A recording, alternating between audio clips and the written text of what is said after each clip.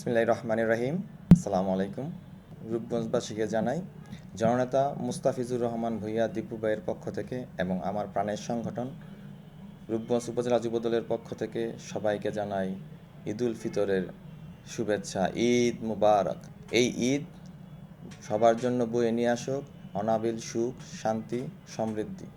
আপনারা জানেন বিগত ফ্যাসিস্ট সরকারের আমলে আমরা ঈদ শান্তিপূর্ণভাবে করতে পারিনি।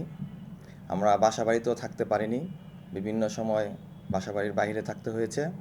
সেই ঈদ শেষ হয়ে আজকে একটি নির্বাচিত গণমানুষের সরকার এসেছে। সেই সরকারের আমাদের যিনি রূপগঞ্জের স্বপ্নদ্রষ্টা মুস্তাফিজুর রহমান ভূঁইয়া দীপু ভাই, যিনি রূপগঞ্জকে একটি আধুনিক মাদকমুক্ত, সন্ত্রাসমুক্ত, চাঁদাবাজমুক্ত রূপগঞ্জ প্রতিষ্ঠার দৃঢ় সংকল্পবদ্ধ, প্রতিজ্ঞাবদ্ধ। আমরা তার হাতকে শক্তিশালী করতে রূপগঞ্জ উপজেলা যুবদল সক্রিয় ভূমিকা পালন করে যাচ্ছি এবং যাব। আমি রূপগঞ্জবাসীকে সবাইকে বলবো মুস্তাফিজুর রহমান দীপু ভাইয়ের সকল ইতিবাচক ভালো কাজে আপনারা পাশে থাকবেন।